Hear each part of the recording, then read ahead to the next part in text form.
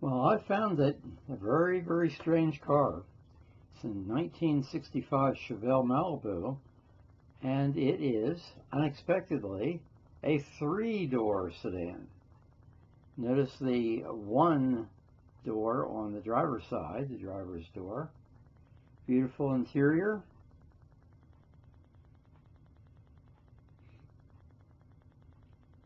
And by the way, I've checked into this and figure out what was going on. At first I thought somebody really did a wonderful job in customizing a Chevelle to come up with this reality. But we'll find out here in just a minute. Now we go around to the front of the car, notice the aftermarket wheels, which are very nice.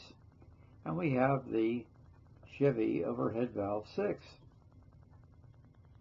And of course we have the power guide and the interior steering wheel area. And it has power brakes and power steering. Very nice. Beautiful under hood. And you can see in the front, they talk about a 65 three-door.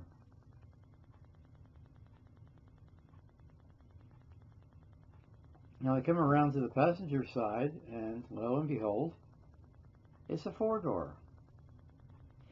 Now I checked with the bystanders. By the way, it happens to be for sale. Here's the information. And I checked with the bystanders, and they said they had talked to the owner, and he said that this car was made in Canada. And I have no clue as to whether that's correct or not.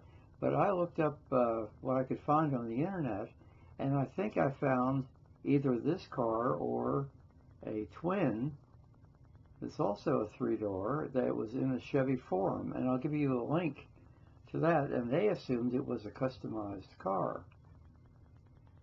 So it may be that they were doing an experimental thing to see how that would go over. Easier entry for the backseat passengers when entering from the passenger side. Here are two still photographs that will show you both sides. Truly amazing.